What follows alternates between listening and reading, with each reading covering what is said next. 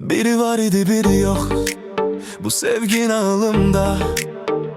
O mənim həm ürəyimdə, o mənim həm aklımda. Gözəl idi onun ətri, bir gül misalında. O mənim yuxularımda, mən onun xəyalında. Gələ o həmin anlar, qayıda həmin çağlar. Yarsız qalan aşıq, gecələr tənha ağlar. Sevirəm onu hələ də, ürəyimdə saxlayıram. Gecələr ay ışığında rəsmin qucaqlayıram. Əs külək tez apar məni o həmin qadına. Ya yağış nə olar, məni sal onun yadına.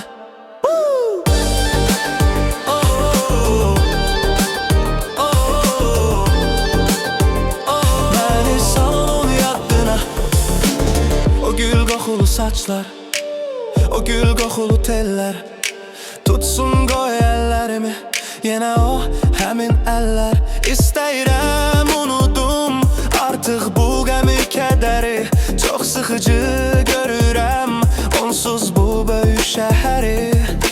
Yar o qatara minib mənsiz çıxıb getdi. Nağılın sonu gəldi, bu nağılda belə bitdi. Sevirəm onu hələ də, ürəyimdə saxlayıram. Gecələr ay ışığında rəsmin qucaqlayıram. Əs külək tez apar məni o həmin qadına. Yağış nə olar, məni sal onun yadına.